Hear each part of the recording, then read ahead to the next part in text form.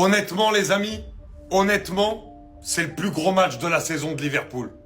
Parce qu'il y en a qui vont dire Marseille a été nul, Marseille a été nul. Non, pas du tout. Marseille n'a pas été nul. Mais tactiquement, Liverpool est venu imposer sa loi. Et Dieu sait que c'est très difficile de jouer au Vélodrome. Beaucoup d'équipes se sont cassées les dents au Vélodrome, y compris des équipes anglaises. Mais c'est la première fois, cette saison, que je vois un Liverpool tactiquement aussi discipliné, présent dans les efforts, qui arrive à faire mal dès qu'il le faut, à piquer quand il le faut, à être opportuniste et réaliste et à être dangereux dans tous les systèmes de jeu. Contrairement malheureusement à un Olympique de Marseille qui en première mi-temps n'a réussi à trouver aucun circuit de passe entre le milieu de terrain et l'attaque, seulement 10% jusqu'à la 50e minute des ballons d'Olympique de Marseille étaient joués dans le dernier tiers du terrain. Et au moment où ils ont commencé à vouloir un peu plus jouer, malheureusement l'équipe s'est coupée en deux, t'as laissé beaucoup trop d'espace derrière et malheureusement Liverpool a réussi à te punir. Alors il va y avoir d'autres vidéos qui vont arriver, notamment sur Liverpool et une sur Marseille parce qu'il y a qu'un joueur qui a décidé de jouer ce soir et bien sûr on va faire une vidéo sur lui. En tout cas, franchement, ça fait très longtemps que j'avais pas vu Liverpool jouer comme ça.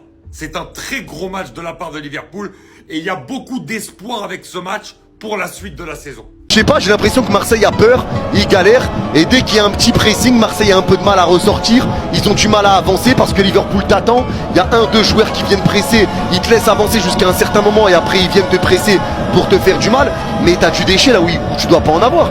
T'as du déchet là où tu dois pas en avoir, l'OM a trop de déchets et du déchet au milieu de terrain où ça donne des contres pour Liverpool.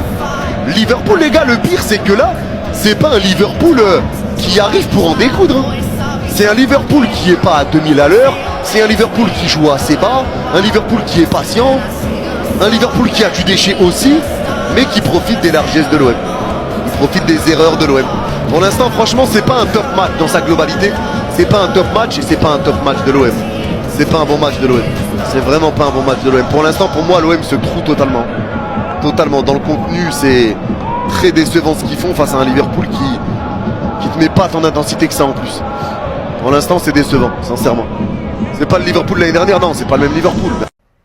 Chaque année, on parle, et chaque année, c'est les mêmes problèmes avec l'Olympique de Marseille. Il y a le potentiel de créer des exploits, mais au final, ça n'y arrive pas. Pourquoi? Parce qu'il y a les détails qui comptent. Quand tu as des joueurs comme Balerdi, qui n'ont tout simplement pas le niveau pour pouvoir jouer à l'Olympique de Marseille, qui fait trop de touches de balle, trop de pertes de balles pour un défenseur central, c'est pas possible au final. Quand tu as tes latéraux qui ont du mal à faire des centres corrects pour alimenter l'attaquant, ça ne peut pas marcher. Quand ton jeu repose uniquement sur Greenwood, ça ne peut pas avancer. Quand tu as des joueurs comme Højbjerg qui arrivent plus à faire les retours défensifs et apporter aussi offensivement, c'est compliqué. Et Kondogbia, c'est le joueur le plus frustrant que j'ai jamais vu de toute ma vie. Il a tellement de qualité que quand je le vois passer à côté des matchs comme ça, je me pose des questions. Franchement, je me pose des questions. Quand vous voyez les erreurs sur les buts, dans tous les cas, je vais le montrer dans une autre vidéo. Mais le coup franc, je suis désolé qu'en 2026, tu es obligé de mettre un gars allongé juste derrière.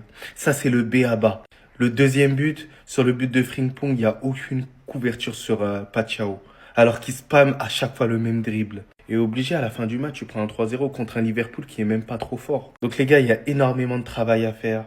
Parce qu'il y a énormément de lacunes sur certains points. Mais bon, voilà, je commence à en avoir marre. Voilà, on est nuls.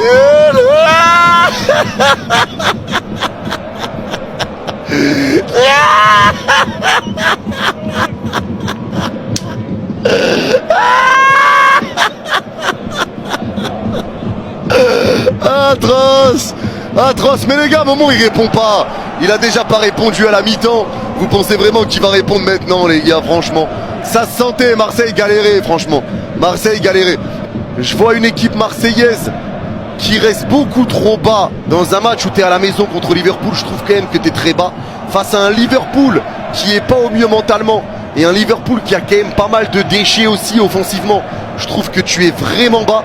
Je trouve que l'OM fait de grosses erreurs, c'est de venir jouer au milieu de terrain parce que Liverpool te presse pas. Donc Marseille peut remonter tranquillement au milieu de terrain et Marseille joue à la baballe au milieu de terrain. En fait, pour moi, Liverpool, ils sont pas énormément dangereux, tu leur fais des cadeaux. Alors, je sais pas si vous êtes au courant, mais les gars, je suis encore dans le train de la théorie comme quoi Liverpool, on va prendre la Ligue des Champions cette année. Parce que j'ai l'impression de voir une autre équipe, moi, en Ligue des Champions. Et je vous jure, je pense qu'on a sacrifié la première ligue. On n'a aucune excuse en première ligue. On est nul. Mais en Ligue des Champions, ça passe. Aujourd'hui, 3-0 face à Marseille. On aurait pu en mettre 5, 6. Il y a eu des occasions, mais il y a eu beaucoup de loupés. Le but de Szoboszlai sur coup franc, exceptionnel. Alors les Marseillais, j'ai pas compris pourquoi vous avez pas mis un joueur au sol. Tout le monde fait ça actuellement, mais vous vous êtes dit, ça peut passer. Non les gars, ras du sol, but. Bien sûr, en plus tout le monde a sauté. Frimpong, buteur, grosse activité sur son côté droit. Franchement, Frimpong, depuis son retour de blessure, les gars, il est quasiment irréprochable. Nous sommes actuellement 5e en Ligue des Champions. On a appris de nos erreurs. Ça sert plus à rien de finir premier ou deuxième. Tu te fatigues pour rien, le plus important, tu finis dans le top 8. Et après, on s'en fout. Alors les gars, je veux bien qu'on le critique. Je le critique, à juste titre. Mais ce bâtard-là, il vient de gagner sa place de titulaire pour 1 mois. Minimum. Il rentre, il marque. Les gars, sa finition, elle est clinique. Mais bon, je suis encore mitigé sur ce joueur, mais il a marqué. Qu'est-ce que tu veux que je te dise? Il nous offre le 3-0. McAllister, moi, j'ai pas énormément kiffé. Les gars, je sais pas.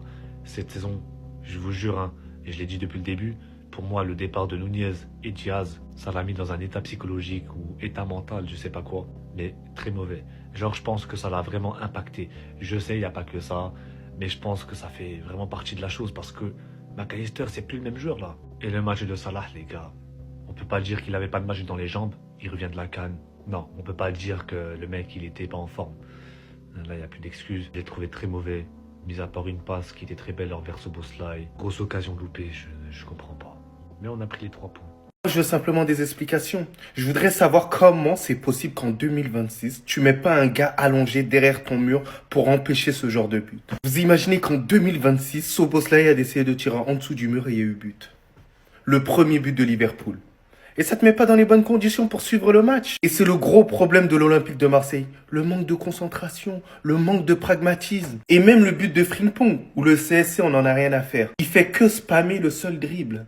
Il fait un crochet du droit, il accélère. Vous le savez tous, depuis le début du match, il fait que ça. Pachao, il est en duel. Vous le savez très bien, il a une vivacité exceptionnelle, Frimpong, et qui va passer. Mais moi, ce que j'arrive pas à comprendre, c'est pourquoi Kondogbia ne couvre pas à ce moment-là Pachao. C'était des gestes à faire, mais c'est des petits détails au final qui se permettent de maintenir dans le match. Regardez au final, Frimpong qui passe. Au final, Kondogbia, il peut pas intervenir parce qu'il est beaucoup trop loin, parce qu'il fallait le couvrir depuis le début. Et au final, ça fait but. Et au final, ça fait 2-0. Et après, tu prends le 3e but parce que t'es plus dans le match, parce que tu essaies de tenter le tout pour le tour. Donc Marseille est toujours dans la zone barragiste et il faudra se la donner à fond pour pouvoir se qualifier. Parce que sinon, ça va être problématique. Donc le dernier match, il va falloir gagner. Mais sinon, vrai. À toi. Bon, en tout cas, bien, alhamdoulilah. Et je vais même pas attendre la fin du match. En fait, le problème, c'est quoi? C'est que tu peux mettre Messi, Cristiano Ronaldo, Pelé, Maradona dans cette équipe. C'est une équipe de complexés. Complexe d'infériorité que t'as, c'est un truc de malade. C'est même pas la fin du match, J'en ai rien à faire. Vas-y, c'est bon, ça m'a pété les... Wea, Greenwood, Rulli, à la limite. Le reste, même des Zerbi, je lui en veux à mort. Comment tu peux dire, parce que je suis sûr que c'est son plan de jeu, mettre Højbjerg, Kondogbia, 2 semi-remorques près de la défense et laisser les 4 devant faire le taf. Alors que eux, ils attaquent à 8. Mon première mi-temps, Frimpong, je l'ai plus vu dans notre partie du terrain à nous que Murillo. Ils attaquent à 8, nous on attaque à 4. Et eux, ils défendent à 10. Il y a un problème. Balerdi... J'ai pris trop de péché à cause de lui, ça veut dire que je vais même pas parler. Avoir soi-disant, ouais, international français, finaliste de Ligue des Champions l'année dernière, il connaît l'Europe. Connaît quoi? S'il prend une carton jaune comme un con, on dirait un mec de D2. En fait, je suis arrivé à un stade où si je continue de parler, là, je vais tout mélanger et je vais dire des trucs. Vaut mieux j'arrête là parce que... Vas-y. Et Lia, elle a encore eu raison sur ce match. Mais en revanche, vous croyez que je suis heureux que Lia ait eu raison? Je suis dégoûté. Mais je le savais en soi. Parce qu'avant le match, j'avais demandé à VisiFoot, l'intelligence artificielle qui analyse les matchs à partir de millions de données, de m'analyser Marseille-Liverpool. Je pensais qu'on avait une chance. Que nier. Dès le début du match, elle m'avait prévu 50% de victoire de Liverpool, où elle m'avait prédit le scénario que Liverpool devrait imposer son jeu, et on l'a vu au milieu de terrain, Marseille s'est fait bouffer. Même dans les scénarios probables, elle a eu raison presque de A à Z. Victoire de Liverpool, oh, bizarrement il y a eu plus de 3 buts, oh, bizarrement il y a eu. Par contre là, elle a eu tort, les 2 équipes marquent. Ah non, non, non, parce que Marseille n'a pas été foutu de mettre un putain de but tellement qu'on pue la... Bref, me parlez même pas de ce match, même pas si Marseille vont réussir à se qualifier pour le dernier match, j'espère, parce que franchement, c'est un désastre. Si toi aussi tu vas analyser tes matchs sur VisiFoot, parce que je viens de te montrer qu'encore une fois, elle a souvent raison, même si à contre-cœur ça me fait mal, mais va sur VisiFoot, tu vas pas être déçu.